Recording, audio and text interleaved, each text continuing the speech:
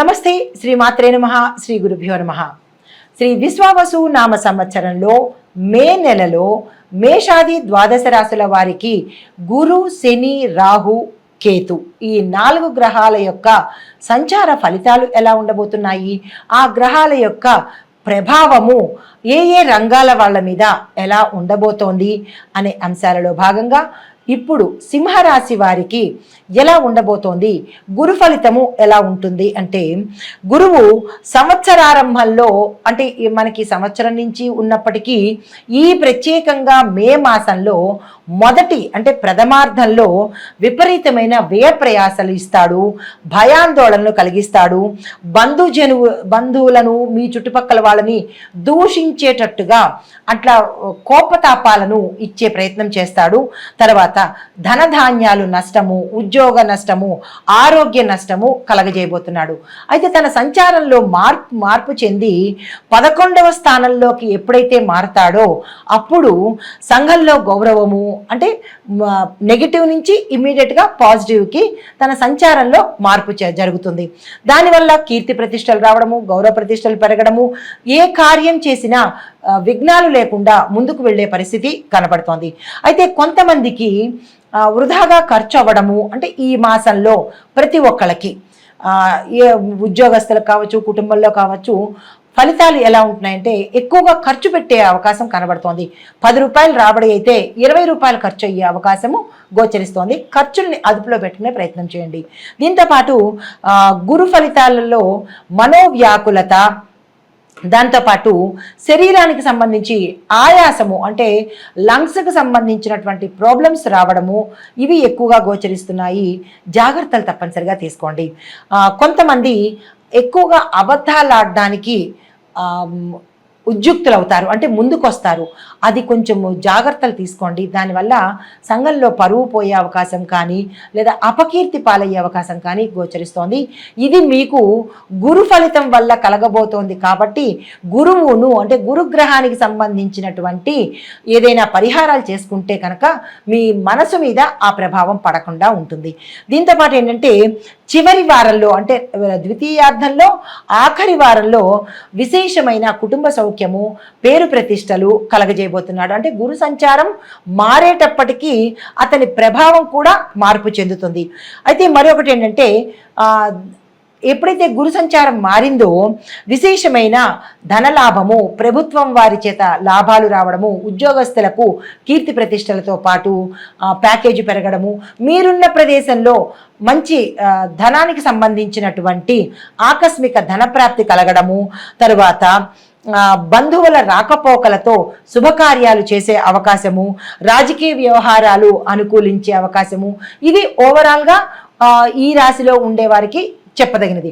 అయితే మనకి శని యొక్క ఫలితం కూడా ఎలా ఉండబోతోంది అంటే మీకు బంధుమిత్రులతో విరోధాన్ని అంటే గురువుతో పాటు శని కూడా ఆ స్థానంలో సంచరించడం వల్ల పనులు ఆలస్యం అవ్వడము, ఆకస్మిక ప్రమాదాలు కలగచేయడము, దీనితో పాటు రకరకాల కష్టాలను కూడా ఈ సింహరాశిలో ఉండేవారికి ప్రథమార్థంలో జరగబోతోంది. జాగ్రత్తలు తీసుకోండి. తర్వాత రాహు యొక్క ఫలితాలు ఎలా ఉండబోతున్నాయి అంటే పశువులకి నష్టం జరగడము, పశు నష్టం జరగడము, ధాన్యము యొక్క అంటే వ్యవసాయదారులకు ధాన్య నష్టం రావడము, దీంతో పాటు ఏ కార్యక్రమాలు చేసినా నష్టము, విఘ్నము, ఆగిపోవడము ఇలాంటివి గోచరిస్తున్నాయి. అంటే రాహు కూడా సరియైన ఫలితాలు ఈ సింహరాశి వారికి ఇవ్వడం లేదు. సింహరాశిలో ఉండేవారికి కొంత అన్ని రకాలుగా ఇబ్బందులే ఈ మాసమంతా అని చెప్పక తప్ప. కేతువు మాత్రము కొంత ఊరట ఇవ్వబోతున్నాడు, సమాజంలో పలుకుబడి ఇస్తున్నాడు. అంటే 3 గ్రహాలు మీకు వ్యతిరేకంగా ఉన్నాయి. గురు, శని, రాహు వ్యతిరేకతను, కేతువు మాత్రమే మీకు కొంత సానుకూలతను కలగజేసే అవకాశం కనబడుతోంది. కేతువు ఇచ్చే ఫలితాలు ఏంటంటే విదేశాలు వెళ్లేందుకు అవకాశాలు ఇస్తున్నాడు, తర్వాత సంఘంలో గౌరవ మర్యాదలు ఇస్తున్నాడు, శుభకార్యాలు చేసుకోవడానికి ఆకస్మిక ధనప్రాప్తిని కలగజేస్తున్నాడు, భూమి, వస్తు, వాహన, గృహ యోగాలను కలిగజేస్తున్నాడు. దీంతో పాటు కుటుంబంలో సఖ్యత, అన్యోన్యత ఏర్పడే అవకాశం కూడా కేతు ప్రభావం వల్ల కొంతమందికి కనబడుతోంది. అయితే రంగాల వారీగా చూసుకున్నట్టయితే వ్యవసాయదారులకు ఎలా ఉండబోతోందంటే మీ యొక్క శ్రమ ఫలించి గృహంలో శుభకార్యాలు చేసి పంటలు ఎక్కువగా పండి దానికి తగ్గ దిగుబడి కూడా వచ్చి మార్కెట్లో మీ పంటకు విశేషమైన ధర పలికి పాత రుణాలు తీర్చేసుకుని ప్రభుత్వం యొక్క సహాయ సహకారాలు మీరనుకున్న సమయానికి అందుబాటులోకి వచ్చేటట్టుగా కనబడుతోంది. అయితే ఉద్యోగస్తులకు చూసినట్టయితే ప్రైవేటు ఉద్యోగస్తులు కానీ గవర్నమెంట్ ఉద్యోగస్తులకు కానీ యజమానుల యొక్క గుర్తింపు రావడము, కేతు ఫలితం ఇందాక చెప్పుకున్నాం కదా, కేతువు ఏం చేస్తున్నాడు, ధనప్రాప్తిని కలగజేస్తున్నాడు, భూమి వస్తు వాహనాలను కలగజేస్తున్నాడు. 3 గ్రహాలు వ్యతిరేకత, 1 గ్రహము అనుకూలత మీ రాశిలో కనపడుతోంది. తర్వాత రాజకీయ పరంగా చూసినట్టయితే మీరు సుస్థిర స్థానంలో నిలదొక్కుంటారు, కీలకమైన పదవులను చేపడతారు. ఇటు ప్రజలలోనూ ఇటు అధిష్టానంలోనూ కూడా మీదైన ముద్ర వేసుకొని మీ యొక్క మాట చాతుర్యంతోనూ నాయకత్వ లక్షణాలతోనూ ప్రజలను ఆకట్టుకునే దిశగా మీరు ప్రయాణం సాగిస్తారు.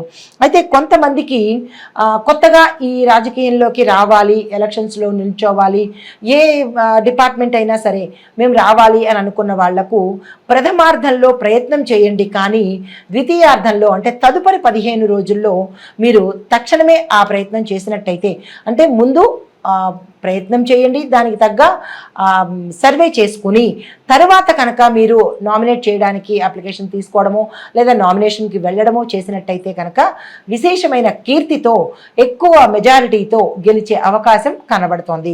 తర్వాత విద్యార్థులకు చూసుకున్నట్టయితే మీ జ్ఞాపక శక్తి పెరుగుతుంది, మీలో కాన్ఫిడెన్స్ లెవెల్స్ పెరుగుతాయి.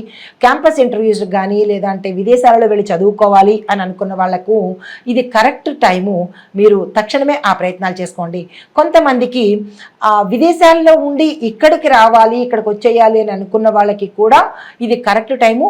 వీసాలు కానీ లేదా పాస్పోర్ట్స్ కానీ దానికి సంబంధించిన ప్లాన్స్ వేసుకోవడానికి కానీ మీరు ఏ ప్రయత్నం చేసినా ఇది కరెక్ట్ సమయము, ఆ ప్రయత్నం చేసుకోండి. కానీ రీసెర్చ్, ఆర్ట్, తరువాత ఎకనామిక్స్ చదివే విద్యార్థులకు మాత్రము అంతగా అనుకూలించే అవకాశము ఈ సమయంలో కనబట్లేదు. అది రాహు ఫలితం మీ మీద ఎక్కువగా ఉంది కాబట్టి మీరు రాహుకు సంబంధించినటువంటి జపతప్పాలు కానీ లేదా అంటే హోమాలు కానీ శక్తి ఉన్నవారు చేయించుకున్నట్టయితే కొంత సానుకూలమైన ఫలితం పొందుతారు. తర్వాత నక్షత్రాల వారీగా చెప్పదగిన సూచనలు, మఖా నక్షత్రం వారు సంకటహర చతుర్థి వ్రతాన్ని తప్పనిసరిగా చేసుకోండి. ప్రతి బుధవారము గణపతి ఆలయానికి వెళ్ళి అక్కడ స్వామివారికి గరికమాల సమర్పించి మీ యొక్క సంకల్పాన్ని చెప్పుకున్నట్టయితే గురు, శని, రాహు అంటే 3 గ్రహాలు మీకు వ్యతిరేక దిశలో ఉన్నాయి కాబట్టి వాటిని సానుకూలపరచడానికి గణపతి ఆలయ సందర్శనము ఈ మఖా నక్షత్రం వారు తప్పనిసరిగా చేసుకోండి ప్రతి బుధవారము. తదుపరి పుబ్బా నక్షత్రం వాళ్ళు మహాలక్ష్మి అమ్మవారి ఆలయ దర్శనం చేసుకుని అక్కడ అమ్మవారికి కుంకుమ పూజ చేయించుకున్నట్టయితే కనుక ఈ మఖా నక్షత్రంలో ఉన్న స్త్రీలకు సంబంధించినటువంటి ఇబ్బందులు తొలగిపోవడము, సౌభాగ్యంగా ఉండే అవకాశం కూడా ఇక్కడ కొంత సానుకూలంగా ఉండే అవకాశం కనబడుతోంది. అయితే ఉత్తరా నక్షత్రం వాళ్ళు మాత్రము ప్రతి ఆదివారము సూర్యుడి ఆరాధన చేయండి. సూర్యుడికి అర్ఘ్యాన్ని ఇచ్చినట్టయితే కనుక అనారోగ్య సూచనలు పోవడం కానీ లేదా ఈ రాహు, శని, గురు సంచారం వల్ల పడే ఇబ్బందులు తొలగే అవకాశము గోచరిస్తోంది. అయితే మీరు సూర్యాష్టకం పఠించేటప్పుడు నియమనిష్టలు పాటించండి. మాంసాహారాన్ని, మద్యాన్ని తీసుకోకుండా రవిగ్రహానికి చేసినట్టయితే విశేషమైన ఫలితాలు పొందుతారు. ఈ నియమ నిబంధనలు రవిగ్రహానికి తప్పనిసరిగా పాటించుకోండి. ఇది ఈ రాశిలో ఉండేవారికి చెప్పదగిన గోచారరీత్యా ఫలితాలు, పరిహారాలు, సూచనలు. నమస్తే.